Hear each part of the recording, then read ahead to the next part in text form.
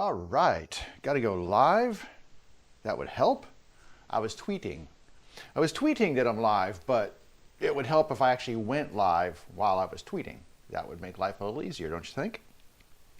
And you know, I'm not very good at that. I kind of stream all these places, but I don't necessarily put it out there. Let me make sure we got audio here. That would make life. We do have audio. Okay. Now I'm going to move all of my screens to their appropriate locations. For those of you who've watched for a while, you know what I'm talking about. I have my computer open here, and I have my chat set up for all the different locations for Twitch and for YouTube and for Facebook. So if you want to interact with me during the live cast or webcast or live stream or whatever we're calling it these days, there is an appropriate chat venue for whatever platform you're watching on. I do stream to all three simultaneously. If you're on stream and you're wondering if I'm responding to a question, you're like, I don't see that question. Well, it could be that they're on a different stream than you are. So I'll try to repeat the question. Additionally, while I'm sitting here and doing not a lot of stuff, it's easy to answer questions. But once I'm actually working with tools and doing things, my focus is not on the computer screen. So I try to check it periodically. But if I don't get to you right away, I'm not slighting you. I just haven't seen your question. So I do respond. Unless, you know, you say something ugly and then no thank you. But anyway. Hey, it's Friday. So you made it this far, right? End of a work week. It's a nasty rainy day today, at least in my locale. Hopefully it's nicer weather wherever you are. But it is very rainy today. But the nice thing, on the flip side of that, is it's not like 400 degrees outside. It's been super hot and really hard for me to do things in the shop because I'll start, especially like if I'm doing anything with hand tools or whatever, and it's like, you know, the sweat starts pouring and I don't have air conditioning in my shop. So, you know, I'm at the mercy of whatever the temperature is and however much my shop can retain normal temperatures, which, you know, by midday it gets warm in here. Much like in the wintertime, at least I can run a heater in here. I don't have an air conditioner that I can stick in here in the summer. So I try to get most of my work done early in the day. And then, or later in the evening when it cools down. But I try to keep the doors closed too, because that keeps most of the heat out. Luckily, the sun kind of passes over the back of my house. My garage is on the front. So it doesn't get too cooking here until midday. And then the temperature is just so hot that I really don't have a choice but to kind of bail out. But anyway, I'm going to set this aside because I've checked it and everybody is up and running, so that's a good thing. And you can see I'm sporting the short hairdo. I'm ready for the hot summer. Went and got chopped. When did I get my hair cut? I don't even remember when I got my hair cut, but I got my new glasses. I got my hair cut. So productive week, at least from that standpoint. Anything else going on this week of note? I don't think so. I got a new notification that there's a Newegg. You ever shop at Newegg for computer parts and stuff? Getting computer parts these days is pretty much a useless endeavor because there are none.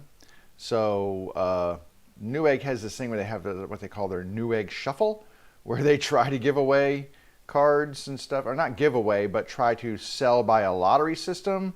But I think you have a better chance of being struck by lightning than actually being able to grab one of these things, because there's so many people trying to get computer stuff that it's almost impossible. I mean, I put in for these chance to buy things every day when they pop up, but honestly, yeah, it's probably not happening. I did, not through Newegg, but I did through Best Buy. I've got like an alert system, and that notifies me when a listing has updated for specific, like a computer card. And I did manage to actually snag one in out of Best Buy one time. and that was really good because I run that on my gaming computer. Yes, I do game with my. It's nice because I play with my kids. We like to play mostly Call of Duty stuff, so first person shooter kind of stuff. I'm just gonna mark all these puppies, and if I get one, I get one. So, but we like to run gaming rigs and stuff, and I built mine early into the COVID lockdown. So about a month after that, maybe when we start shutting down in March to April timeframe, by June, July of last year, maybe a year ago, there were no parts available, especially graphics cards for computers. Nothing. So I got lucky enough. NVIDIA actually released new cards, and they actually their brand cards, as opposed to their partners like Asus and stuff. Their branded cards are sold through Best Buy, and I just lucked into getting one of the cards through Best Buy, and so I was able to upgrade mine. And I think that's a $700 card, $600. It's a $600 card, which those are selling on eBay and have been for $2,000 easily. So that tells you how much like demand there is and availability. There's no availability and there's so much demand, which is much like everything these days. It's really weird. I find that, we're kind of on the backside of COVID now with everybody getting vaccines and the numbers dropping severely, at least here in the States. But the supply issues are still major. And that goes for stuff that I do here in the shop. Wood prices are still at a crazy high. And I'm still trying to wrap my head around that. My fear is that there's a shortage and a demand, so that drives up prices. That's just the way economics works, right? Supply and demand. You have less of the supply, there's more of a demand, you get more of a price for it. That being said, when the supply goes up, do they keep the price there? And I think you have to get to the other side where it's like, okay, there's so much of a supply and people are buying stuff, but now is the price so high that people stop buying it because it's either way overpriced or they just don't need it anymore because they've already bought it. And then to entice people to buy, then they start lowering the prices. And that's kind of, that takes a long time to get to the backside of that cycle, I think. I don't think that happens as quickly as, I think that the prices coming down that slope is much less acute than the prices going up. I think it goes up like this and then it kind of comes down gradually as people start getting their supplies and as the demand for higher priced products drops. Because at some point in time, you just got to look at it and say, do I want to spend that much on a board or whatever, a graphics card or a bicycle or whatever the case is? Some things have held prices pretty well, but like I got into biking this summer as well, and I noticed that like bike parts and bikes in general, no availability. Plus, comparing prices, they've started jacking the prices up on those because they're harder to get and there's more demand, so they can demand a higher price. I can't blame people. I mean, if that's how I set my prices, by the availability of the product and what I think they're worth in terms of my effort and this. I don't just jack my prices up arbitrarily and go, oh, there's nobody making these, well, I'm going to charge this much, because that would be ridiculous. So I try to maintain my prices appropriately, but I have raised my prices because my wood prices have gone up. So I've kind of had to address that in respect to what I charge anyway. Crazy times. But hopefully all that levels out soon. And we can get back to kind of some normalized stuff. I do need to go buy more wood sometime soon. This is basically my last batch of boards here. I do have a big piece of walnut, so I can make a couple of premium bases. And then I have some red oak back here that I have not used for anything. And I've got a big piece of cherry that I could probably get a smaller base out of. So I think maybe I might address a smaller base with this. I could probably get one base out of this. But I have some red oak back here it's quarter sawn red oak. So it's very different looking. Different than the quarter sawn white oak. Very much so. It has all the medullary rays, but it has a really, really defined linear grain pattern in there, which, well, I'll show you. I got a piece right here. But the grain pattern on there is super defined, and so it's definitely a unique piece of wood. Is this camera on? It is. So you can see right here, hopefully you can see it's got some very heavy duty linear grain going on there, and that is very, I don't know if you can see how open pore, there you go, that's a good shot. Look how open pore that wood is. But you can also hopefully see that running through here are all these great little medullary rays. So when I stain these, they kind of tend to pop out. It's a little rough on this side, but you can see some of the medullary rays. The medullary rays are the ones that run this way, but the grain is going this way, and it's a very open grain. But you can see everything, because it's quarter sawn, all the grain is very straight. There's no cathedral or anything else. This is very straight grain, but the medullary rays are what give it the pattern and make it look cool. But you know, you got to work with it, and you can't just do any finish on it and stuff. It takes the right finishing and everything. But I have some of that sitting around, so I might go ahead and use that up as well, because I dread having to go. I haven't been to my supplier, my wood supplier lately, and I just am fearful that the prices have just jacked through the roof. So we'll see. Cherry is still my least expensive option, I believe. It used to be cherry and quarter sawn white oak, and then the place I used to get quarter sawn white oak from, which was local, it was like 10 minutes from me. It was so nice. They were a little more expensive, but it was worth it because it was only 10 minutes from my house. They closed down, so then I go to another place that's about 30 minutes away. They carry quarter sawn white oak, but their board selection is not great. And that stuff gets snatched up pretty quick by cabinet makers and everything. And all of a sudden, quarter sawn white oak prices have gone up to the point where they're like walnut now.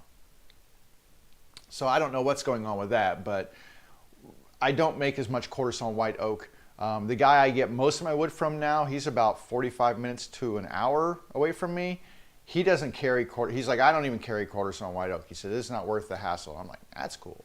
But he does carry the red oak. So I get that from him. I get my cherry from him because his cherry prices are really good. And I get some other crazy, like the sapele I get from him, and walnut I get from him. He's got just really nice selections. But last time I was there, I did notice, you know, prices going up. Not much you can do about it. You just kind of have to work with what you got. So, and then, like I said, if the prices go up, my prices for my products have to go up. And I hate to do that because I think I charge a pretty premium price for my stuff right now, to the point where it moves. I mean, I can sell it.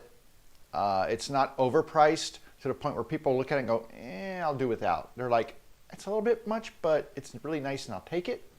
I'm kind of at that right there where, you know, the people who are, if I was 20 bucks cheaper, I'd sell them all day, but I think I've got the $20 in value in the base. So if they don't want it, there's somebody else who does. All right, that's enough about that nonsense. Let's move on to something fun. This is one of the bases right here. And last show, so that was episode 38. This is episode, by the way, episode 39. Good gravy. One away from that magic 40. That's crazy. Can't believe this is the 39th episode. Last episode, we had all these lids. So I've got 8 bases, and you can see the other ones are stacked over here. 7 of these bases have storage compartments. So you can see right here, there's a storage compartment. I get the lid off of here. And so here's a lid, storage compartment, and it's got a inset. Let me get a little better picture for you there. So there's a a rabbet cut right here, which creates a ledge, which perfectly accommodates a lid. That's the way I like to make them, so that the lids can set down inside. Now, you'll notice there's a piece of tape sticking off of here. So that piece of tape is because right now, if I push this inside there, it's such a tight fit, I wouldn't be able to, I'd have to use my fingernails or something and try to pry this back out. So I put pieces of tape on here, so you can see here's another one with a piece of tape on there. So it makes it easier for me to take these lids out while I'm working on them. And that was just so that I could get them sized up to measure how much I was going to remove over on the jointer. I put these on the jointer, let me go back to this one because it's easier to get out right now. So this is a piece of maple. It's really pretty figured maple. Once I had these thicknessed to, some of them I had to cut down. They were really super thick. So once I got them down to a point where they were only maybe a quarter of an inch above, I went and took a pencil and drew around the edge here and traced right along the sides, and that gave me a line on the edge of this board that I said, okay, now I can take it over to my jointer and run some of this wood off of here to do it quickly and get it close to that line. I don't want to go down to that line all the way because then that puts me right here. So that part I'm going to do with the hand plane. But in order to actually get these in and out, once they get close to being down at the bottom, I had to put a piece of tape on there to make it easier to get them out. To solve that problem, that's what we're going to address first, is I'm going to cut a finger hole in here, and we will get Lucky Nickel back out, because Lucky Nickel, which is what I use to draw the radius for the corners, well, that's also what I use to draw the line where I'm going to make the cut for a finger hole. It's just a little half circle at the top of the piece of wood that allows you to put your finger in there and pop the lid up. Once I get that finger hole done, then I can stick these in and get these flattened all the way down to the point where they are flush. Now this one, I did flush this one up. So you can see this one, hopefully you can see that. I don't know if it's a better view here, but you can see that this lid is now flush with the sides. And that's what I'm going after. And that was all done with the hand plane. I'm gonna put the little finger hole in this one as well. But it was done flush with the sides, and that completes. So once I get this finger hole done, this lid will be completed for this. And then we can move on to other things. But I gotta get that done. So first objective is to do finger holes. Once the finger holes are done, then I have to go and flatten the others that I've got over here. So I've got all these over here that are close to flat, but they're not flush.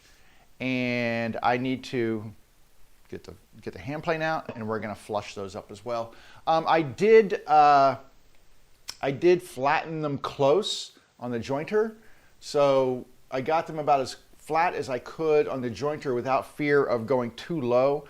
The problem with the jointer is it does not keep the cut parallel to the other side. So when I have a flat side, like let me find one here. So this side right here is flat, right? Let's just say that this was a board I'm going to use for a lid. And I have a flat side. Well, when I turn this over and put it on the jointer, because I'm going to do it this way. We'll pretend this is the bed of the jointer right here. The jointer doesn't have anything to reference off of except this bed right here. It's not cutting on this side. If this was a planer, the planer would actually have blades on this side. So it would be cutting wood as it passed across a flat area. So this flat area would then be the reference surface for this blade to make its cut. A jointer has its blade down here, which means it's referencing off this flat surface here, but if you flip it over, it's still referencing here. So if this is tipped at a different angle than this, it's never going to be parallel to this side. To do that, you need a planer. This is too short to run through a planer. You could also do it on a drum sander, which I do not have. I used to have a drum sander. It wasn't my favorite. It was a small one, and I didn't like the way it worked. So I got rid of that, and I'm hoping one day to replace that with a larger one that will do a really nice job. Those are they're not really made for thicknessing, but they are made for finishing and for creating a parallel plane to your reference. Just like a planer does. A planer, you run this across a flat space and it has a blade that works here and references as it passes through. So however flat this part is, references on the cut part. I know that probably makes no sense at all. Hopefully it does. Anyway, that being said, I can't get these perfectly flat and parallel to this side on the jointer. But what I do is I draw a line around here based on where it meets up with the drawer, and then I can make passes on that jointer until I get close to that line, and then I put the board back into the base, and then I use my hand plane, and because I have this piece of wood that goes all the way around, well, that now is my reference. So as I'm running across here, I'm using that as a reference, and as it gets flat, it stops cutting the wood. So when it gets down to the point where it's completely flat, I stop and we're ready to move on to the next one. So that's how I do that. It's a little bit of a long, drawn out process. These lids take longer than I wish they would. But on the other hand, the lids are kind of one of those things that make my bases nicer than other people's bases. So I take the time to do them well. That being said, especially this one, not sure why this one's so tight. I don't know if I can, let me see here. I wonder if I took this and put it in here, and I'm just gonna see if I can just shave a little off of the edge here and see if that makes it tight. I think it's tight this way, and plus I do have a tiny piece of tape here.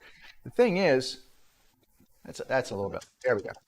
So that's a little better now. The thing is, I mean, I'm gonna sand these too, but you don't want them to be so tight that you can't get them out, because by the time I put finish on these, that builds up the thickness just a tiny bit as well. And then also when I spray here, well, lacquer gets in here and builds up. I mean, it's thin, but it's still over 5 or 6 coats, it will build up a thickness as well. So you need a little bit of room for these things to fit in there after finish is applied. That's pretty good. But what we need to do now is we need a way to lift this out without a piece of tape on it. So I'm going to get a nickel right here, and I'm going to get a pencil right here, and I'm going to draw. Now this is actually, this one's a little harder because I don't have a center line. It's actually easy to do this when I have a center line on them. I'm going to take my tape off. When I have a center line, I can just pick that line and use that as the center of where my nickel goes. But here I do not have one, so let me just measure this. Okay, we're going to call it 4.5. It's a little under 4.5. So we go 2 1/4. So I'm going to make a mark here at 2 1/4. And then I'm going to extend that line down. I can always just sand that off really quick. But I'm going to extend that line here so that I can draw that. And you'll see what I'm doing in just a second here. All right, so when I did that, you can see, hopefully, there you go. So right up here, I drew a line that goes straight down, and I use that as a reference for my nickel. Put that on here. I kind of use Monticello as my guide to get this straight and put it in the middle. And then it doesn't have to be perfect, but it has to be deep enough to get your fingers in there, right? If I can open it with my big fat finger, anybody can open it because my fingers are larger than most fingers. I got big fingers. All right, that's what it looks like. Now, hopefully you can see that little half circle that I drew there. Now, I used to cut these out, or I used to make that circle with my circular sander, or not circular sander, but I have a spindle sander. It's a round piece of sandpaper that goes up and down and spins. But I used to burn through sandpaper that way because I was trying to feed it all the way in there. And I was like, well, this is stupid. Why am I wasting all this energy doing this? So now I actually do them on my bandsaw. Now, I am not really set up here well to do this. So hang on just a moment. I'm going to move some stuff. I'm going to move these bases out of the way so we can get a different angle over here because I'd like you all to maybe see this. I don't know. We'll make some space here. Need to lower this blade here. It's a bad habit. I leave my table saw blade up, and I really shouldn't. I'm going to go ahead and turn a camera over so you can see my bandsaw over here. And that's not it. That's it. Okay, there we go. All right. So I have the bandsaw on camera here. You can't see it yet, but trust me, it's there. There we go. All right, I'm back in frame now.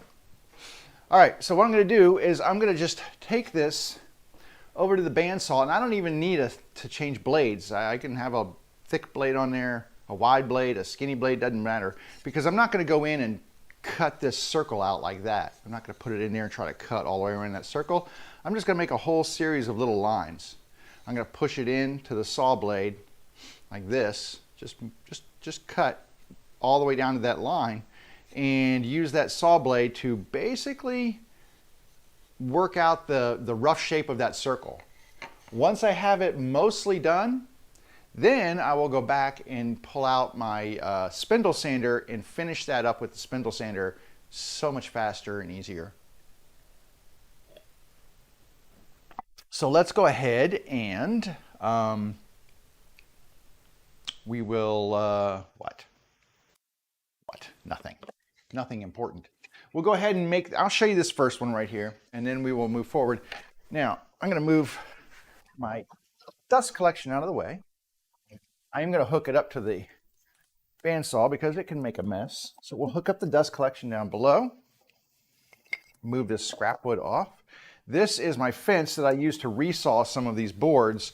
So like this piece of wood right here was about 2/3 thicker, and it was about a little over 3/4 of an inch. So I basically cut them down to size on the bandsaw starting here.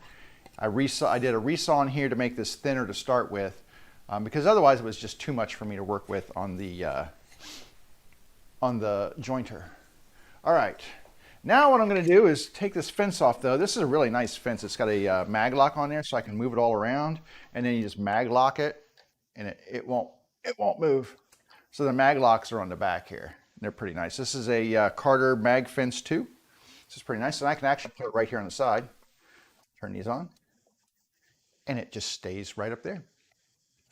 All right, so what I'm going to do is take this and just, like I said, I'm going to work these little edges. I'm just going to keep pushing this into the saw blade until I get that circle cleared out. And let me get my ears and turn on all the goodies. Let's go ahead and do this first one, and I'll show you what I'm talking about. Hopefully it all makes sense here in just a minute.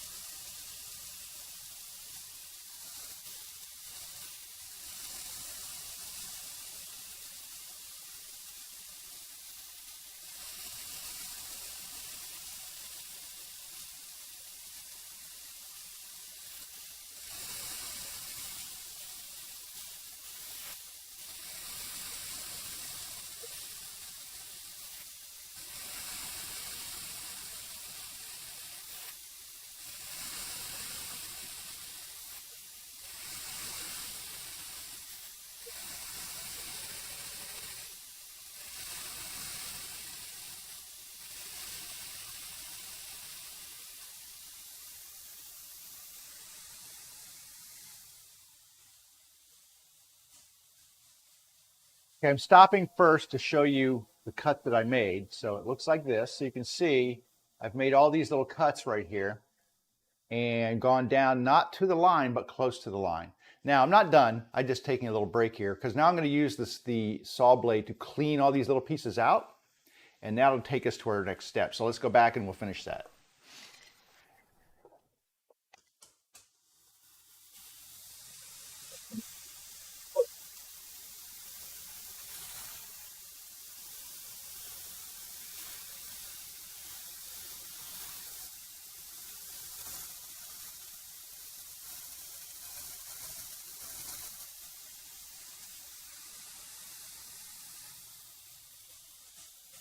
Okay,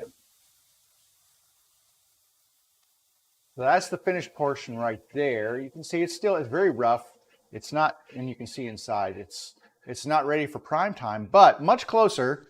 And it didn't require me using like an entire brand new piece of sandpaper on my spindle sander to get it that way.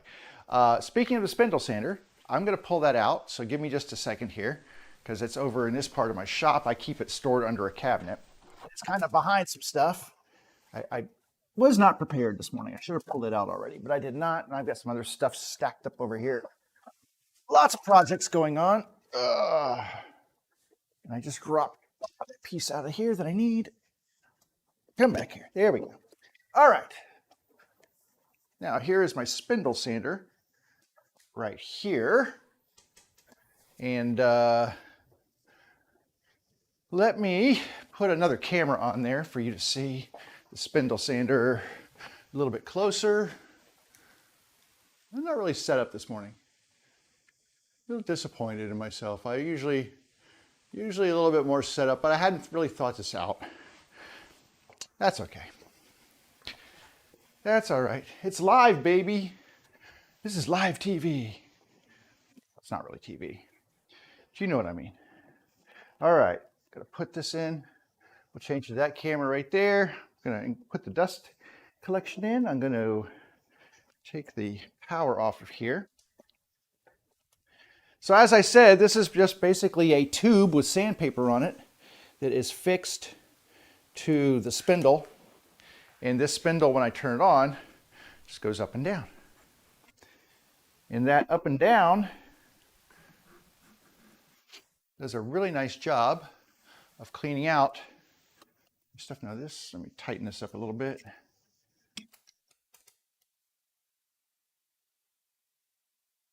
All right. Let me get this one and we will turn this on.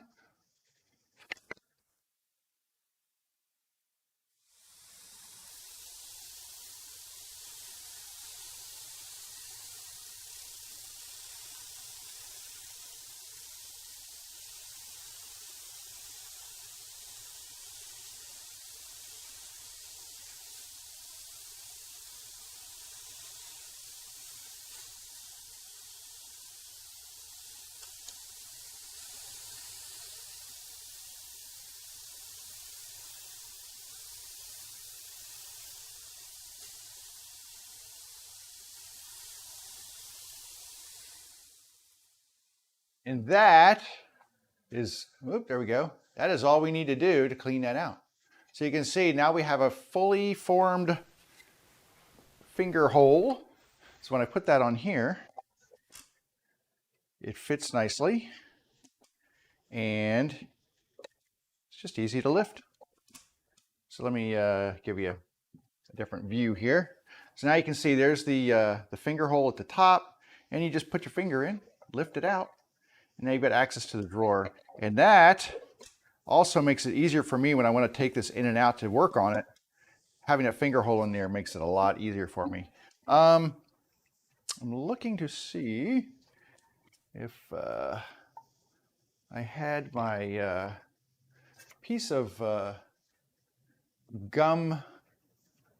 It's not like an eraser, but it's a thing to clean off sanding discs. I used to have it in here. Hang on, let me look and see. I can't find it now, of course. Oh, here it is. So it's a sanding belt cleaner.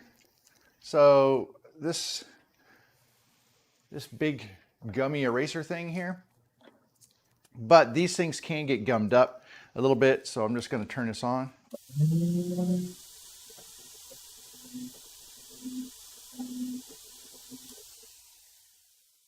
And that basically ungums the sandpaper and gives me a fresh surface to work with. All right, so moving ahead, this one is now, this is done. So all I have to do for this one is do sanding. It's complete. I don't have to work on this one any longer. But I do have a whole bunch of others that I need to do this and to do some flattening on. Let me go back over here and put this away. This is my centering ruler, which is super nice, and I just hang that off the front of the workbench there. Super nice to have a centering ruler. If you don't have one, just basically it goes from 0 to 24 on one side of the scale, but on the other side, 0 to 12 starting in the middle and going out equally on each side. So if you need to center something and measure equally on each side, or if you need to go 3 inches on this side and 4 inches on that side, whatever, it gives you that center point to work out from, which is really nice. I got it to do guitars and stuff because center lines on guitars are really important. But I use it occasionally for other stuff too. All right, here's one of my Sapelis. These turned out really nice.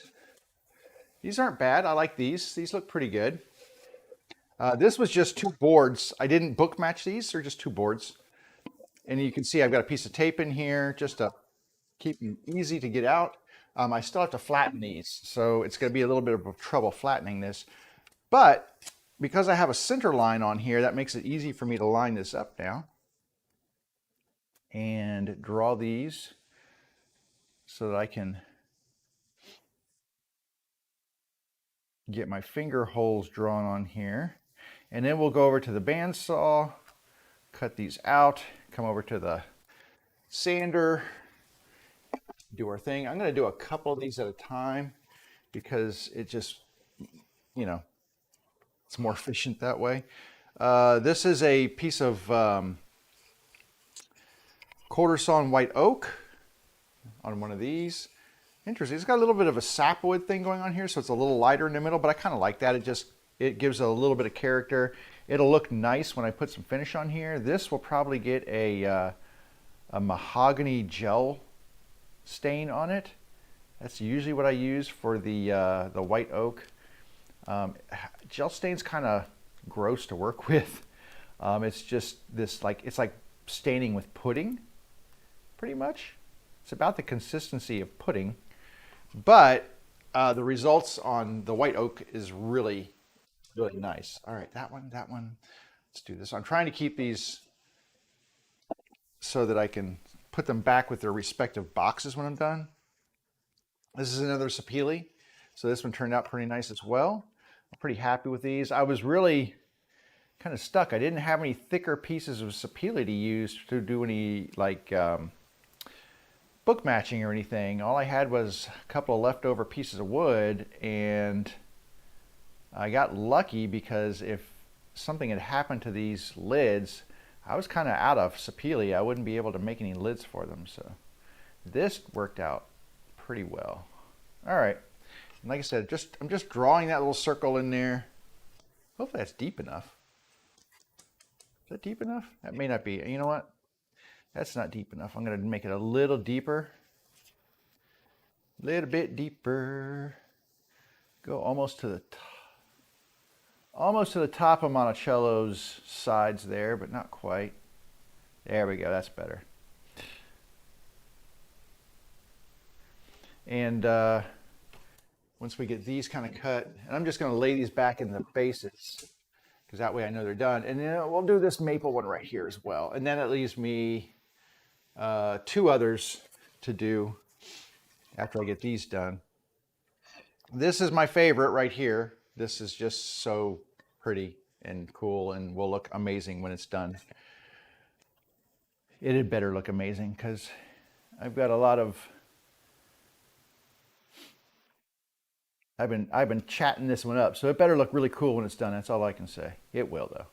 It's figured maple, and figured maple just always looks very cool. All right, so let's go ahead and do this one first since I've got it in my hand. we'll go over to the bandsaw. We'll start with this one and we'll just work our way through these 4 that we've done. I guess I need to move my computer. We'll move it back over here. And then I will put this on there. And we will just start cutting. So I'm going to go through all the cuts first. And then I'll come back and do the sanding part on those. So we'll go ahead and grab those 4. We'll do the cuts. And then we will switch cameras and go over to the spindle sander. All right, here we go.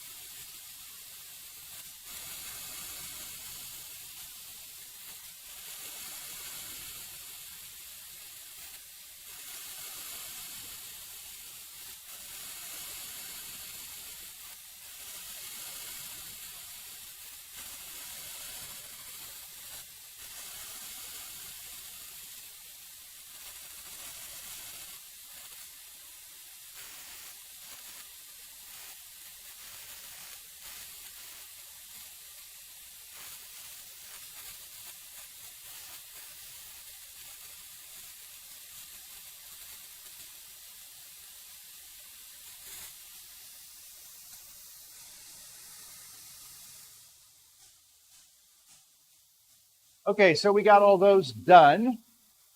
I still have two more to do, but they're at the bottom of the pile. So let's go ahead and start with these. And then we will go to the spindle sander and clean up what's left of those cuts. They're rough cut, so we're just going to clean them up. And then we can get onto those last two, and then we have to finish up the flattening port. But it's easier to try to flatten these with the finger holes already in there as opposed to a piece of tape or something. So hang on a second. Let me just, there's a little bit of rough stuff on the back side here, and I want this to sit flat. So there we go. Let's do this.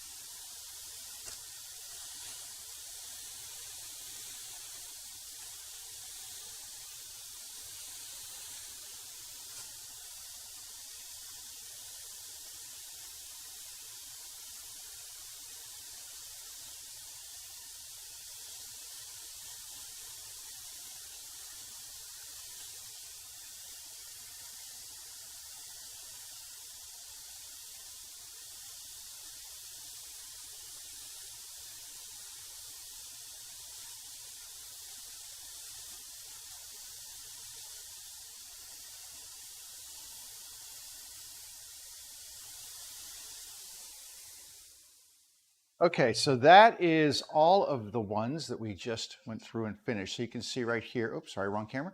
So you can see, I mean, really clean on the inside. Nice finger-sized hole right there. And yeah, that worked out really well. So I'm going to stack these over to the side a little bit here just so I can get to those bottom two.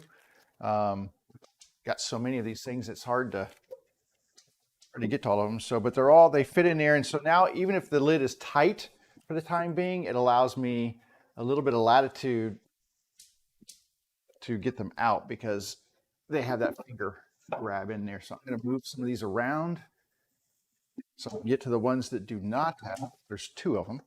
So we need to get these last two done. And you can see it's a pretty quick process by the time we get there. This is actually a much faster process than what's going to come next, which is the flattening. So I'm going to grab these two out. These are the ones that I need to come over here and draw on. I need to make the circles on them. So we're going to come over here and do, what did I say? Flash flood watch. Woo, for the next 12 hours. That's always exciting. Gotta love a nice flash flood watch. I think it's not pouring like it was before. It's just a little bit of rain. It was pouring before, like just face down pouring. Let's see here. Let's see. I'm just going to really quick look at my radar, see what's up. Okay, so most of this storm stuff has pushed past me. There'll probably be little pop-ups all day long, but most of the big stuff I think is pushed back. This is another, oh, actually, so this is interesting. Most of these I don't really care about which way is up and down. Some of them I do. Some of them I have plans for which side is which is the top of the lid and which way is facing up. I mean, they should sort of fit in here, but there are slight variances in the wood depth around that ledge. It's just something that happens. So really they fit in those pockets when I'm done. They fit in there one way, specifically the best way. And some of them I want to orient the grain in a direction that is most pleasing to me. So for this one, I want this to be the top, but I want this cut to be here. I want it to be, because you can see it's got a really nice, hopefully you can see it. It's a really nice cathedral pattern on there. And so I want this cathedral pattern to go from the front of the base and push to the back like that. So I want this up here to be that finger hole. So that's where we're going to work this one. Now remember that this one right here does not have a, I'll leave that there. This does not have a center line. So I'm going to, just like that last cherry when we did, I'm going to have to make a center line. So I'm going to do my best to mark this. So 4.5 to 1/4 right there. So I'm just trying to mark a center line on here. And then I will use this to draw that center line down. It's just a reference for me to put the nickel on there. Doesn't have to be exactly perfect, but close would be nice. All right, so there's my center line. I can now go and grab my nickel and do my nickel thing on here. Let's get that to where it looks really good. Center that on that line. And I'm just eyeballing this, so it's not exact, but it's going to be pretty close. That's my goal, is pretty close is my goal. All right, that one's done. We're going to take it over to the bandsaw. And then one more. Now this one I'm trying to look and see if there's a way that I want this grain to go. Let me see how this fits in here like this. Okay, that fits in pretty nicely. I think I want this section right here. There's some good grain going around this way, kind of feeding up. I think I want this at the bottom and then, or at the front of the box and this at the top. So I think that's the way we're going to work this one. All right, so same thing here. Luckily I do have a center line on this, although it's hard to see on this particular board because it's a straight grain. So that is very difficult to see. So I'm going to line this up where it's easier to see and then just draw that line up north here so I can have a little bit easier time. Well, that didn't help much either. A little bit. Very hard to see that.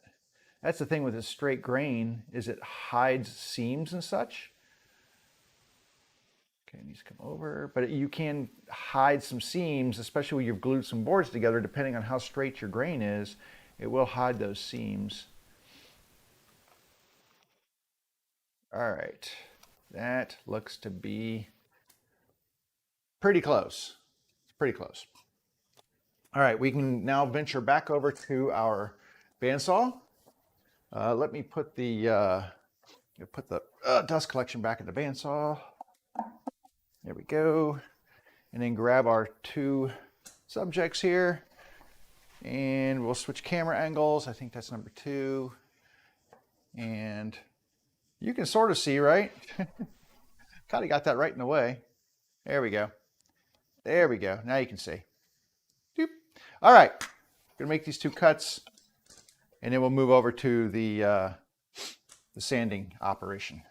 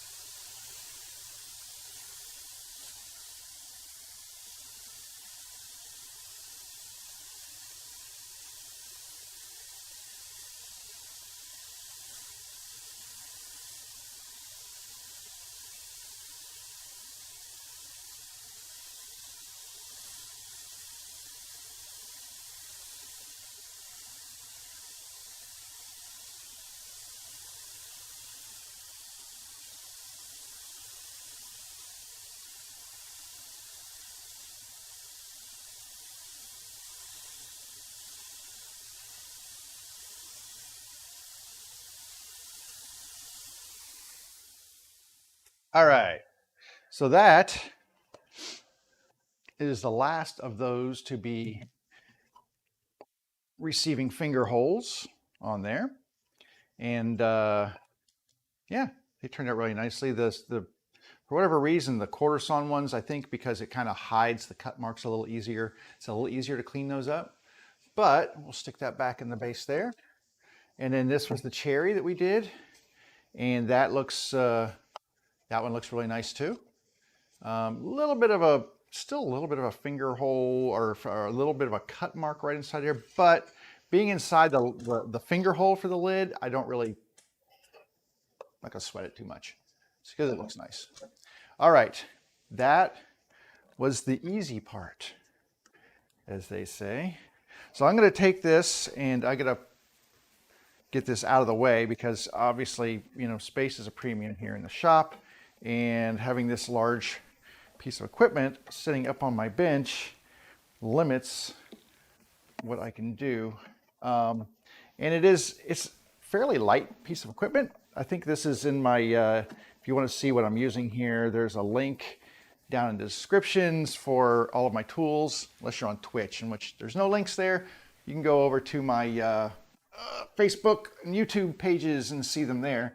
I'm just going to set this to the side, and then we can move on. Okay, that's out of the way. But I have a cabinet. I just slide that under the cabinet, and it gets out of the way pretty easily. Like I said, it's not extremely heavy. It's got a little bit of a cast iron top, but not much that it makes a huge difference. All right. 12:04. All right, I'm going to take like a 2-minute break here. So give me just a minute. I'll be right back, and then we're going to get to some sweating. We're going to be sweating with the hand plane. It'll be fun. So give me just a minute. I'll be right back.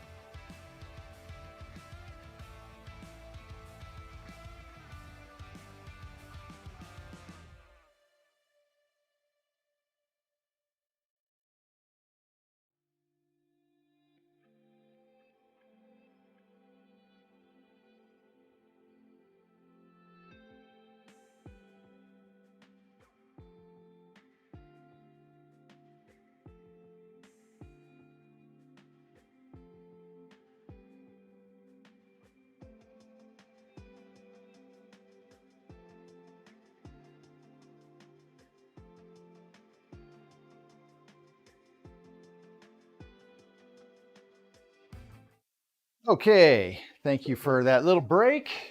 Just had to do a couple of quick things off camera. Let me get rid of all this tape that we don't need for the lids anymore. And let's go to this one right here, because I think this is gonna be one of the easier ones to do. This is the cherry. It should be hopefully a little easier to cut this stuff. I'm looking to see which way the grain is running. So the grain is actually going down, which is perfect because now I can push this way with the with the hand plane and go across that grain. Cut downhill, basically, is what they say, not uphill. And that should give me a nice smooth one. Now, this is really where I'm going to get sweating here. I probably should have sharpened. I have other planes that I could use. Like this is a number 5, but it's not super sharp. But I could take like a bunch of wood off with this thing and then use my other plane to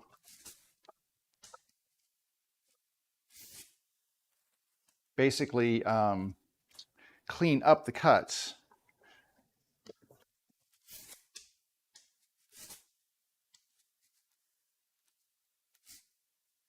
Oh, I am pushing through this stuff like this. This blade needs to be sharpened. So while I could use this, it'd be difficult. I also have this big boy, which also could be used to flatten. Now this has a lot more surface to it. So cutting with this one also would get me flatter, but it has a lot of mass to it.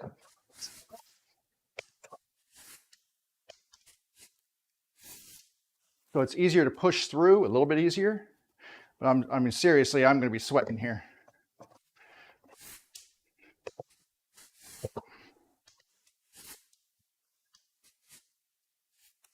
Ugh.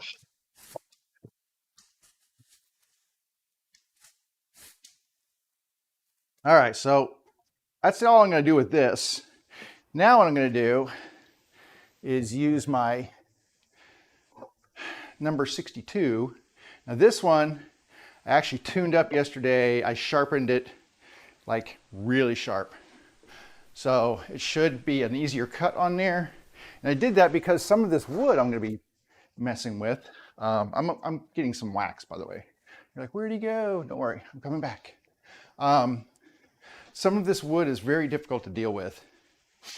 And so I'm going to try to set my tool up in a way that gives me the best chance of being able to actually make successful cuts with this plane. Part of that process is to, I'm going to wax the bottom of this. Now, some people keep a candle in their shop, and I probably should be one of those people. They keep a candle, just a regular beeswax candle, and then they just kind of run the beeswax candle over the sole of their plane. And what that does is it allows the plane to glide more smoothly on the wood, and that gives you a better cut because you're not stuttering and basically dealing with friction from the wood and the blade. I'm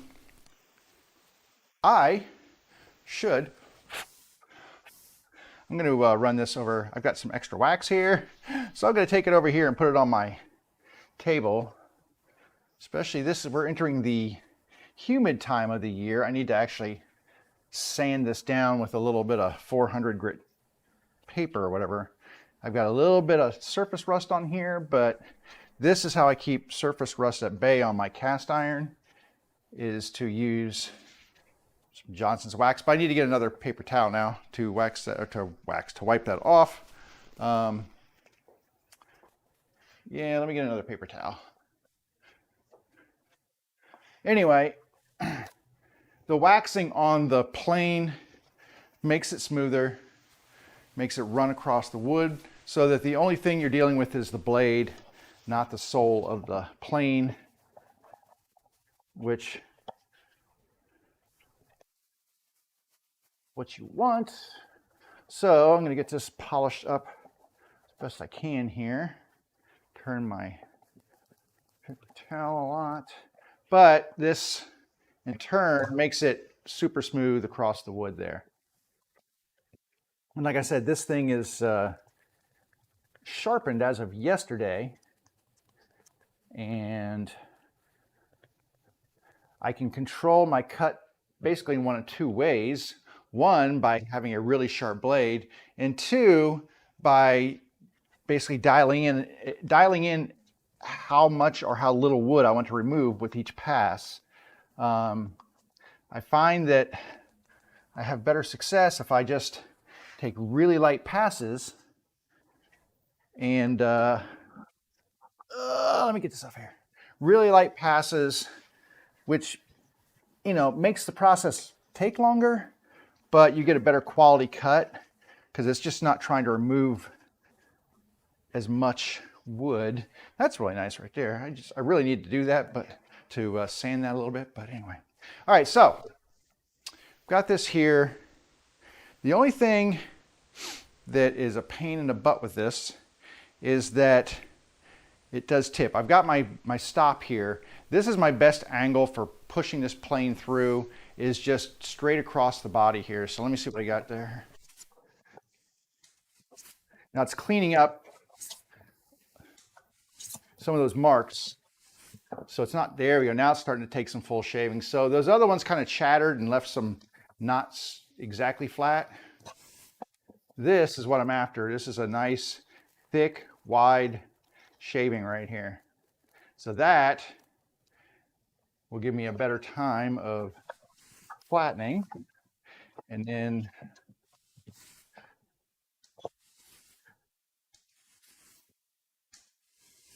be a little bit more expeditious. Now I don't have to get it exactly flat because I'm also going to sand this. So when I go and get the sander out, if it's just a hair high on a couple of edges, not a big deal because the sander will take care of that as well. But we're almost done with this one. And I chose this one first because it's the easiest. And it at least gives you some perspective as to what we're doing. But as this plane works across here, it's referencing off these edges. So you can see I'm always pushing and using, there's always a piece of this sole running along these edges. And that gives me a reference. And I also use my fingers to feel, like right here, it's flush. Over here, not so much. So I might just start it a little deeper into the lid instead of starting back here. Just kind of do this.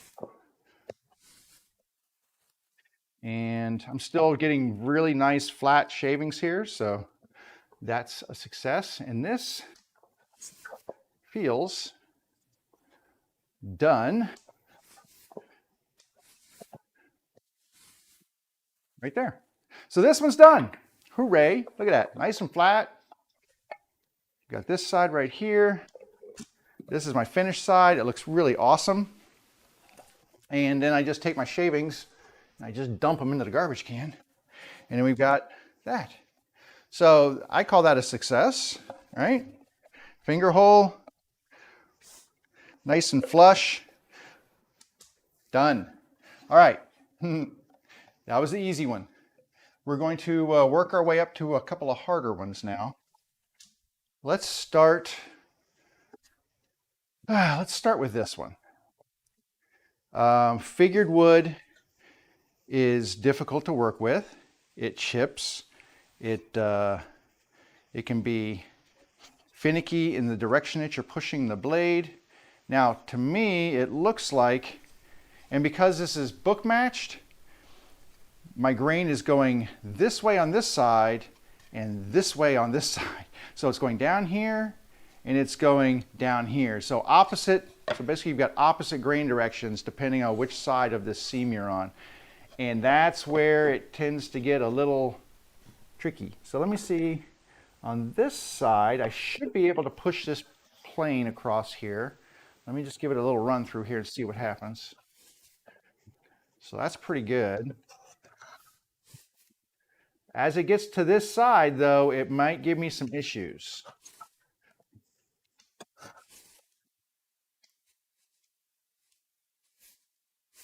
So I'm going to turn this on an angle, but it's already tearing right there. So I'm going to be flipping this around as much as I can to try to handle Now see, this doesn't like to fit very well in there, but see, this cuts much better on this side going this direction.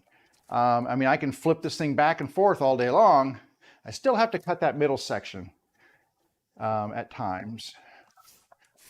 But, I mean, that's nice. So I can work on these high parts and get everybody kind of smoothed down here. It's very high on this end. And I really couldn't do anything about that because, like I said, I was using it on the jointer, but because you can't get wood really parallel on the jointer, it just kind of presents that problem. So I knew I was going to be doing some work with the hand plane on here. My best chance of success is a really sharp blade, which is why I took the time yesterday. I took about a half an hour to get this blade as sharp as I could. Just kind of taking little shearing cuts, hitting this at an angle. Sometimes a good idea, and then I can flip it around, hit this other side again. See right here, really high. But if I center it on this side with the grain going in the right direction, and then I'll flip it around, do the same thing on the other side, we can try to get this as flat as we can. Ah, there we go. There's a nice big bite.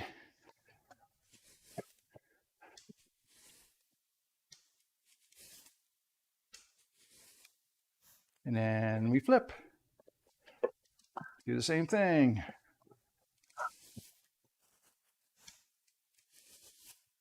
But it is warm in this. I mean, it's not like super hot, but it's getting warmer every time I push into this piece of wood. I can feel the sweat kind of building up. It's getting warm. And this may be one of those that I actually just get some heavier grit sandpaper. I'm going to get it close and then I'll sand it down after the fact with some sandpaper and work through the grits. So I might take a 60 to this and just get it flatter and then break it down to an 80 and then a 120, a 150 and so forth. But right now we'll see what we can do. I'm getting close on this side, is very close. This side's still up a bit.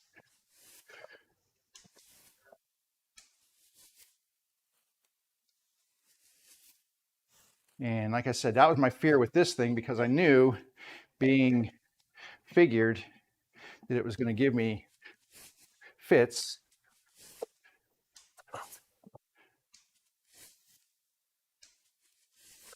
And it's, see, that's what I want to avoid. See, I just got some chip out up here because the blade ran over onto this side of the board.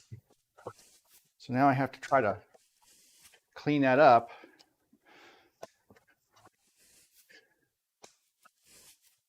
Because that's the last thing I want is chip out. So I'm going to try to keep this over here.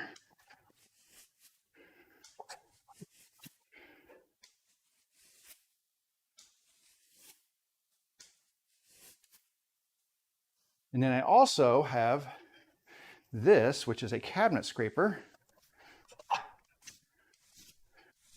Cabinet scrapers are great for fixing problems with figured wood. All right, I think I'm not going to do much more to this one because I fear that I'll get chip outs that I can't repair because I'll have to take it down too far. So we're going to leave it there and then we'll fix that with some sandpaper. I mean, but overall, dump all that out. You can see it looks, and then it's actually backwards. It goes like this. So it still looks really nice in there.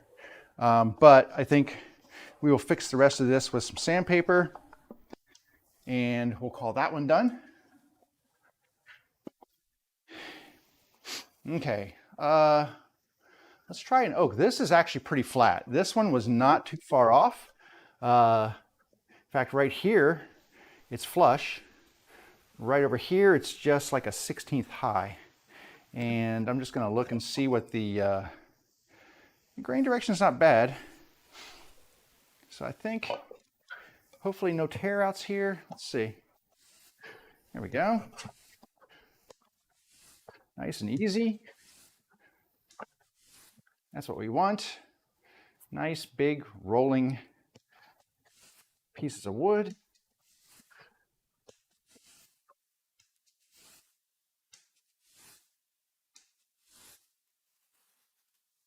Room. Bye, son. It's my son going to work.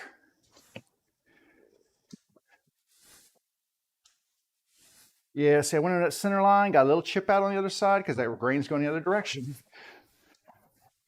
So just like that last piece, that's the biggest problem you get with doing book match is your wood grain runs in opposite directions on each side of the center line. And that can create some issues. So I just need to make sure when I make these cuts that I'm making them on the correct side of the line, and then I can switch it over and clean those cuts up.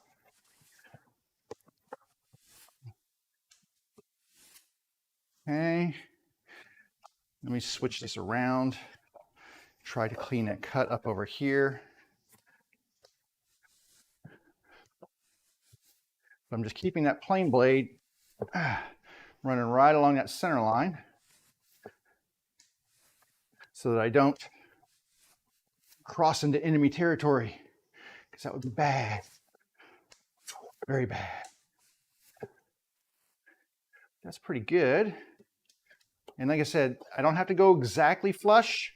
I'm just trying to get close here because I can finish things off with a sanding disc and a little elbow grease. All right, that's pretty good. All right, this one's done. As long as I pay attention to the grain direction, and as long as it behaves like grain direction usually does, I should be okay. Some of these, it's hard to tell because they just, like you think the grain's going one direction, but it wants to be a pain. All right, this one, not as low. Wonder if I can take another pass on this one with the joint. It looks like I can. Check this edge down here. So I've got room. I take really light cuts with my jointer anyway. I'm trying to see which way, and the grain's undulating on this one a little bit. So I'm gonna take one pass with the jointer really quickly. I don't know if you can see well, you can see me over here. I think I've got this set for a really light cut. I'm gonna make it even lighter. So it's a really light cut on the jointer. Let's try that.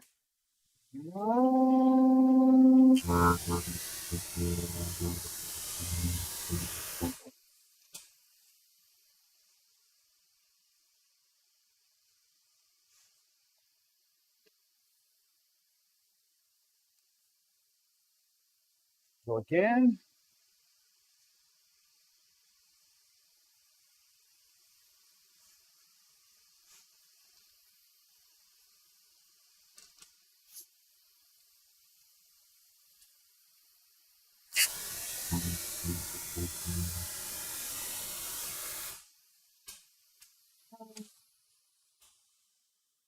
That's the other thing with the jointer is you can control the depth of cut of the jointer, and I take really super light ones. Okay, that's really close there. I can do one more. I'm gonna do one more. I know I'm kind of pushing the edge here, but it's taken such a slim cut, and the closer I get this, the less work I have to do. check this on the back side here. But I still have at least a 64th or so on here. So I'm going to do one more. If I can find which way I'm going. I'm going to do one more cut on here, and then I'll work it with the hand plane.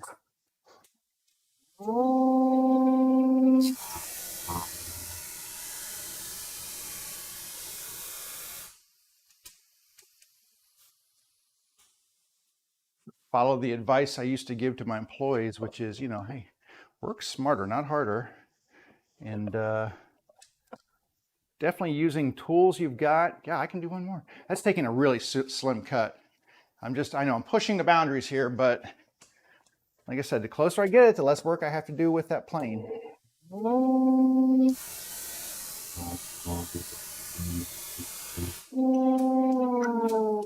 Here's the thing too, this is white oak, which means it is, it is a, it's a hard wood.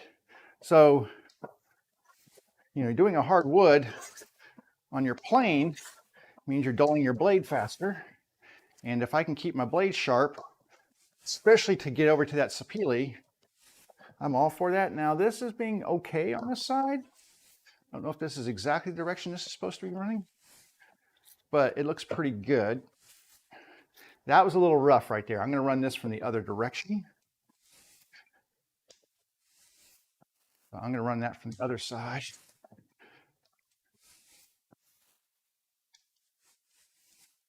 We'll get these cut down here.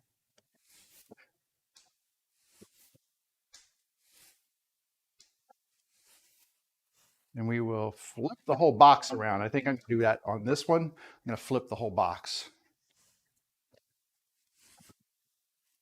Oh, now see, this one, son of a gun. This was what I was afraid of.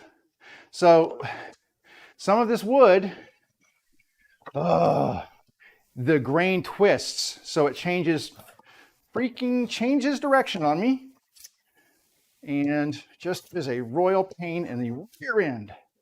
Yeah, I'm getting like chopped, and I'm not happy with this at all. All right, this has a very undulating grain on this side, and honestly, I mean, I'm getting, I don't know if you can see that, it's getting all kinds of chewed and torn, and I do not want to damage this.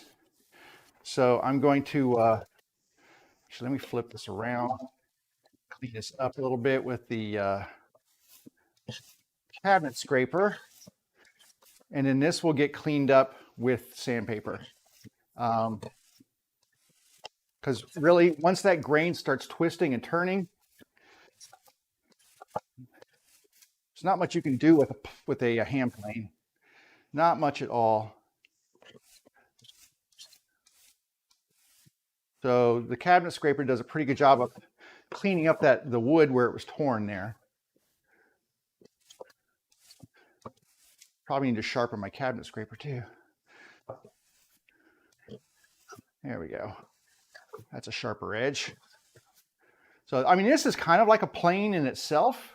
I mean, you can see I'm getting shavings off of this.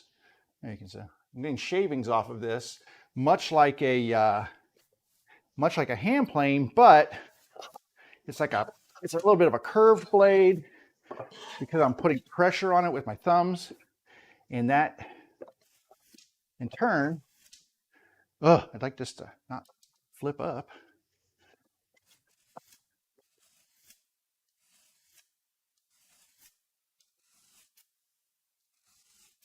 That's why people like cabinet scrapers, is because you can work with and clean up difficult pieces of wood, and you get a lot of control. So I'm getting some really nice shavings off of this cabinet scraper. So these are fairly new. These are called from DFM Toolworks. I mean, the key to a good cabinet scraper is getting it sharp. And that takes, it's not a hard process, but man, getting it right. Because what you're doing is you're actually getting you're flattening the metal edge, and then you you get it to bend over. You're actually like mushrooming it over on the edges. And that mushroom, that curl over, is the blade that you're using to actually cut with. And getting that formed correctly, it's going to be a little bit of a pain. This one's got a pretty good blade on it there, though, so that's good. All right. Let me see here. We are close on this one. And once again, just as in hand grenades and horseshoes, we will call close good enough. Because I will attack these with sandpaper. And by attack, I mean, you know, fix them. Okay, this one was already flattened. So I'm going to switch some boxes around here. So these are done. So I have 2 more to go. I saved these for last. What's my motorcycle neighbor doing over there? I don't know what he's doing. He's probably looking for his dog. Lets his dog kind of run around. All right, the sapele. Sapele. I'm trying to find the grain direction so I can see which way to cut. This one appears to be going this way on this side. And this one, of course, is going this way. So of course they're opposite, but you know what? We'll flip as necessary. These are pretty, I got these as close as I could with the joiner. So hopefully we will not be losing any. I don't want to, a second here. I got to fix this edge right here. This is the problem. Is sapele splinters and does all kinds of things. It's just a really challenging wood to work with. It's beautiful, but it's challenging. But I'm going to take this down best I can. Getting nice shavings off of that side.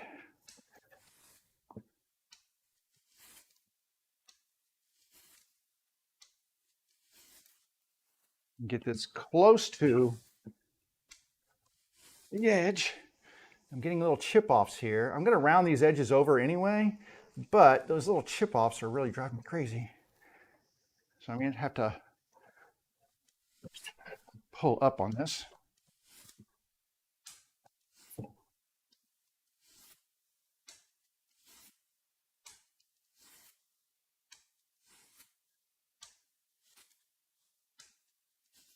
There we go. Just trying to work this edge to get it closer to being flat. And then if I get it close enough, we'll just sign it off to the sandpaper to finish.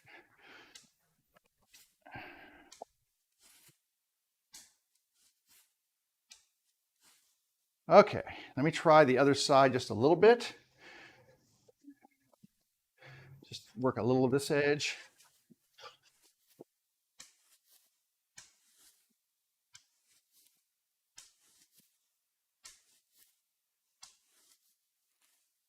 Okay, pretty good. I took these down as much as I could on the jointer because I wasn't getting any tear out with the jointer. And I thought, you know, that's probably my best bet. Ooh, it's pretty good. All right, we're going to call that one good. Calling that one good. Dump that out. Very quiet group today. Nobody's saying anything. And by group, I mean there's nobody here probably, so. Oh, well. Oh, well. Last one here. If you are watching at a later time, thank you for tuning in. I appreciate it. Let me find my wood grain direction here. Appears to be running this way, kind of uphill or whatever. This one, a little bit of an undulation, but I might get away with it. This side's pretty flat already. It's close. I don't have to do too much here. I'm going to try one on this side just to see what it looks like. See if it tears anything. And it's got a little undulation, so it's not quite flat. As it gets more to flat, I'll get longer and longer shavings off of it. Like that. Until it's as flat as it can be. which appears to be about like this. The thing with using a longer sole like this one is that it flattens things out. But now smoothing it. Now this one, see what I talk about, the brain changing directions and being a pain? This one wants to cut in the other direction. I say that, and I come over here, and then it doesn't want to cut in the other direction. Oh, just such a pain. Such a pain. Such a pain sometimes. Sapili, I love you and I hate you. It's one of those things.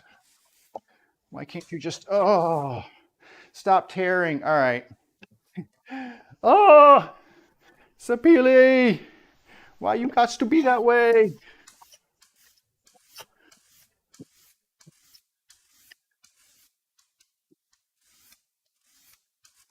So I had tear out there, so I'm getting the tear out. I'm going to have to take this down with sandpaper. Stop it. Didn't want to, but I have to. I'll try from this direction. Right over here.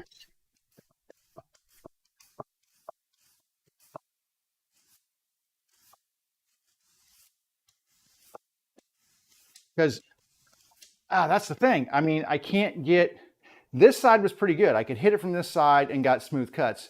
This side doesn't matter which way I go, I'm not getting smooth cuts on it. I just can't get a smooth cut on here.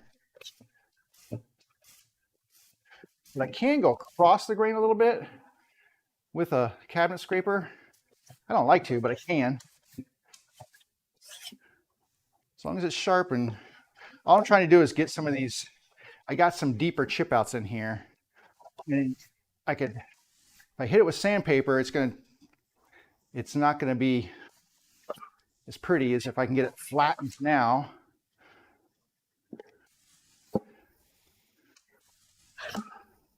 Stop it. So let's get this flat. There we go.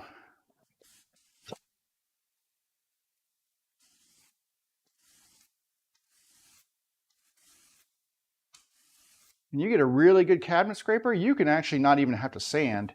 You can get it smooth enough to apply finish with a good cabinet scraper.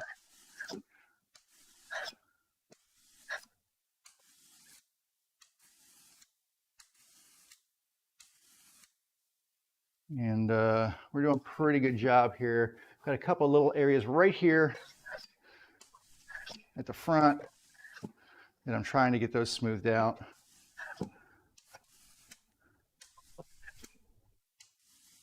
The other thing about using a cabinet scraper, it's friction. And this piece of metal where your thumbs are pushing, whew, it gets hot. That is no joke. All right.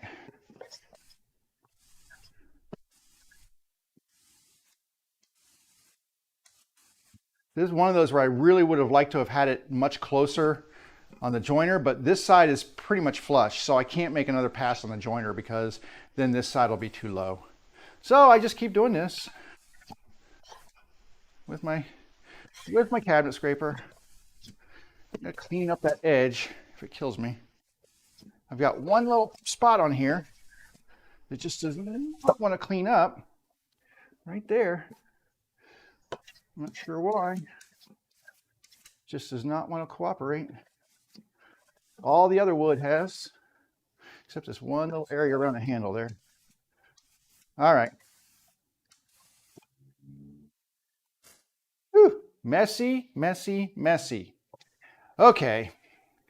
I mean, that was my fear, and that's why I saved those for last. Honestly, I love sapili. I hate sapili. It's just one of those things. It's gorgeous. It's not mahogany like Honduras mahogany, Dominican mahogany. A little bit nicer to work with. Doesn't get as much tear out.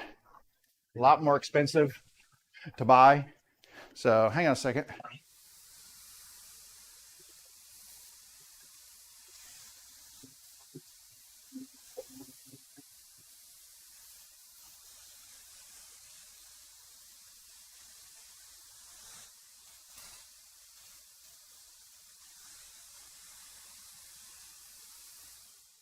I mean, mahogany is a very broad species of wood.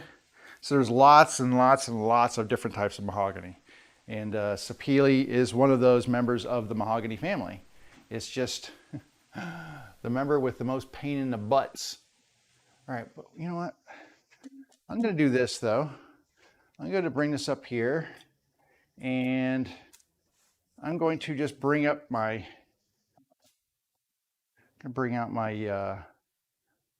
disc sander and just work that for a minute here, because it just kind of bothers me for the moment. So what do we got here? We got some 150. I'm thinking I need more like 120 on here, at least some 120, maybe some 80. I'm going to grab an 80. 80 might be a little much. If it is, I can just take it off really quickly and switch it. Let me get an 80 and a 120 here. So here's a nice 120. Oh no, my labels. Bye, mailman. Oh, crud.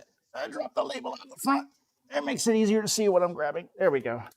Okay, so, I'm gonna need some more of this soon. So I'm grabbing a 120, and let me find an 80.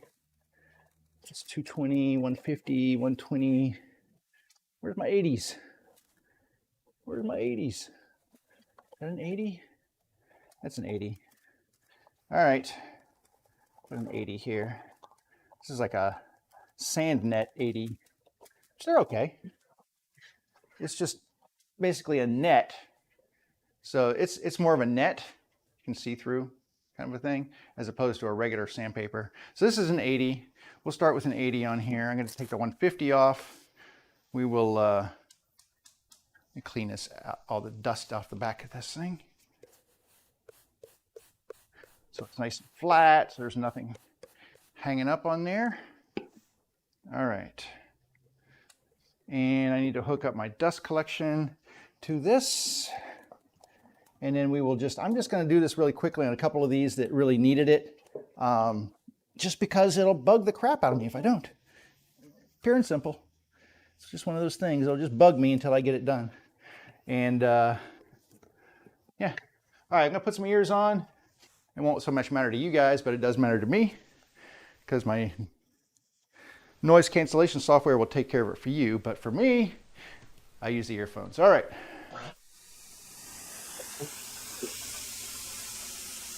What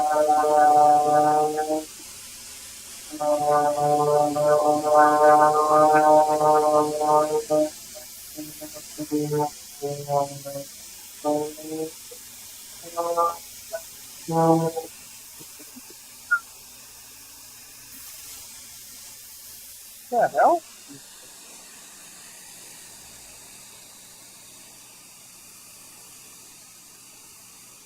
Okay, I'm thinking I might be getting sad here in a minute. My sander has a pressure control, so as I push, the little indicators light up here saying, hey, harder, harder, harder. So as I push down harder, it lets me know what the pressure is. All of those are lit up. That's not good. It's spinning right now. No.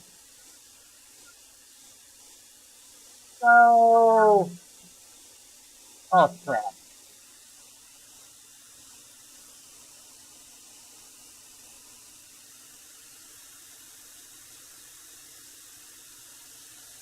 It's spinning right now.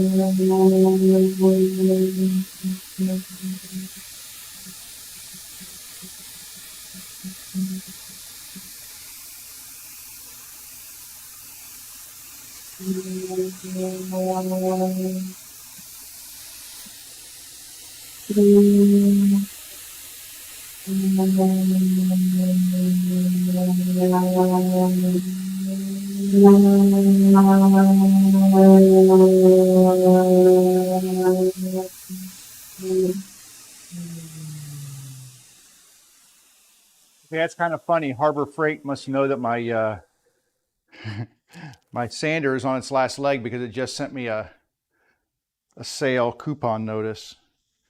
Hey, we've got tools. Too scary. All right, I'm gonna go down to a 120, kind of get this a little closer. It's pretty flat now. Got a little bit of a wobbly wobble to it, and I'm not big on that. I don't like the little wobble to it, so we're gonna make sure this thing is flat on this side too. Just give it a little run through here.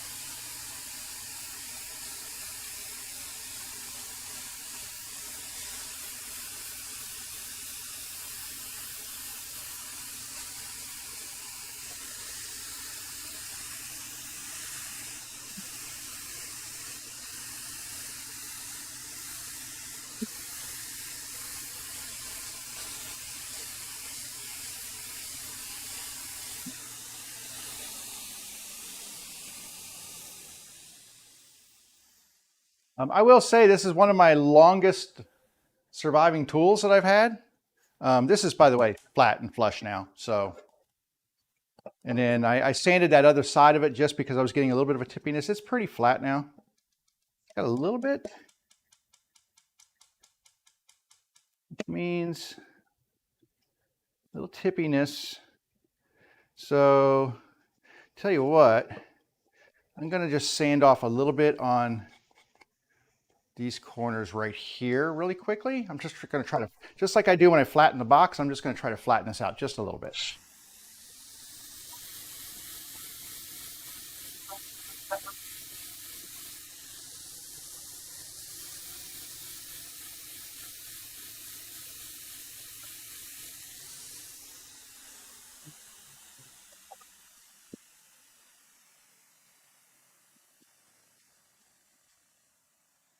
So just trying to work a little bit of it out of here. It's pretty good though. That's pretty good.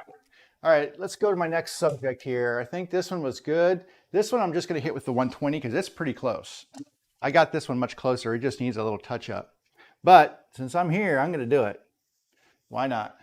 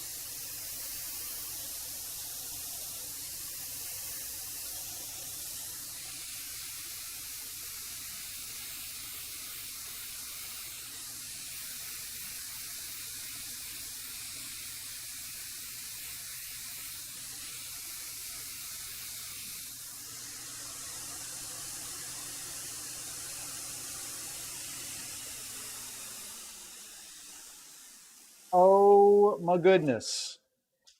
I was on a roll. Sorry. Couldn't be helped. Sometimes, you know, when you're cooking, you just got to see it all the way through. And I had things moving, and I didn't want to stop until it was done because not my favorite chore, but a necessary one. All right. Take these ears off. Woo, that's better. That's better. All right. Some of these were easy. Some of them were a little bit more of a pain in the rear. I actually need to go back and do a cherry one. I missed that one. But, and I didn't do the top of this one. I need to hit this real quick too. Anyway, all of the lids are now flush and fit nicely. So that is a win. That's one thing less left to do. We have two major things to do on these before we can move on to finishing. I will sand them again. Oh, that noise was out there. I will sand these again before I apply a finish coat to them. But I'm not going to finish sand them until I do the little things, like we have to make a round over on these corners. So all these corners get a round over, and it's quite the hefty bit. Let me go get the bit and I'll show you what it looks like. We're almost done for the day, so I'll just take a second to run over here and grab this bit. I think it's over here. There it is. So this is a hefty bit here that I use for these roundovers. That's the bit. I'll put it over here so you can see. So, oh, my camera. Why is my camera off? Camera, be on. On? Not on. You're not going to be on. Are you kidding me? Okay. Camera died. This is the bit that I use. So you can see that is it's a 1/2 inch shank. That is a very large roundover, right? And that's what goes on these corners. So that roundover gets applied. Basically this goes in the table, and then I'll pull these edges across like this and round them over. So that's like, I call that a 1 inch roundover. I don't know, it's maybe a 1/2 inch. I don't know what the actual, it's very large. That very much matches the aesthetic of some old Singer sewing machine bases that have a very large roundover. So that's one thing to be done. That doesn't take as long. There's one thing I do when I make the roundovers, and that is I will take a piece of wood, a square block of wood, and I adhere that to this corner like this. And what that does is that gives a piece of, is this camera still off? There we go. So it gives a backer board. So this is my backer board right here. And by putting it right up on here, it avoids me from getting chip out of any of the edges. When you pass it through the blade, it does fine until you get to here, and then usually it'll send wood flying out. So what I do is I take a block of wood, I put it here in the corner, and then I basically grab a, I don't have one handy, I grab a clamp it down like this, and then I pass it through that blade, and that gives me a nice clean cut all the way across that corner. Any chip out that happens to this board because it's unsupported now, but there's support now against this edge, and that's the important thing, is putting support against there, you know, and clamping it in. It's enough to keep that from blowing out. And I do that all the way going around. I'll flip it, take the board and flip it. Usually if I get a nice board with 4 straight corners, I can flip it 4 times and get support for all 4 corners. And if it's a long piece of wood, then I'll just go cut those rounded edges off of here and use it again on the next one. But I'll do that on these. So that's one of the next things to do. And like I said, these steps are independent of each other. I could do that first, or I could do that last. The step that comes in between there, or the second step that needs to be done, whether it's performed first or second, doesn't matter, is to put the corners in that are used to support the machine, which is done by using a piece of triangular wood like this. So I cut this on my table saw. Basically just take a piece of wood, turn your blade 45 degrees, you get a nice piece like this, and then we will cut about 2.5-inch blocks out of here, and those 2.5-inch blocks get inserted into the corner like that. And I wonder how long this one is. I'm just going to draw a pencil line on here. I just want to measure that and see how long. 2.5, 2.25. What do we got here? Got nothing because I can't get a scale that starts on that side. There we go. So that's about 2 3/4 to the top. We take it about 1/4 of an inch, a little less than 1/4 of an inch down. But all of those get measured and then cut. I don't just cut a whole bunch of the same size piece of wood because all of these are slightly different and I don't need that kind of hassle. Don't need it. So what I end up doing is individually cutting these to fit so that I get a perfect size in here. And like out of something like this, if you figure, you know, about 12 inches per base. So this one's going to give me maybe 3. I don't know how long this is. Maybe 2.5. This is cherry. So I definitely can use this for the 2 cherry bases. Then I have to start cutting some other ones. So I have to go and source my wood. The wood needs to be thick enough that I get a decent sized triangle out of it, because if the triangle isn't large enough, it won't support the base, or it won't support the bottom side of the sewing machine. So I can't use small pieces of wood. I need to use those. Some people use little square blocks of wood. I don't like that just because, I don't know, I don't like it. So I use triangles. I think the triangles just look nicer, and I have little jigs to glue them in and such. So we need to do triangles, we need to do the roundovers. Those are the next 2 things. Depending on where we're at on Monday, we'll see. I don't know what I'm going to be doing in the shop. I've got some other projects I need to get to, so I might not be doing that. I might get some more triangles cut this weekend. I don't know. Can't promise anything. But let's go back to regular cam here. But that being said, it is now 1:16. So pretty good haul today for episode 39. We got, what did we log? 30, well, hour and 2 hours and 15 minutes, something like that. Yeah. All right. Friday, go ahead and push yourselves into your weekend. Have a great time.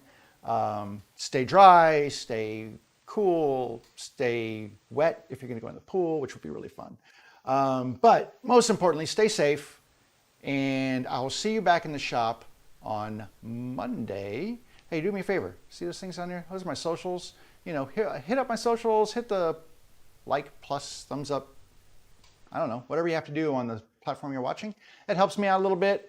Otherwise, tune back in on Monday, 11 o'clock, Facebook, YouTube, and Twitch. And I'll see you then. Have a great weekend.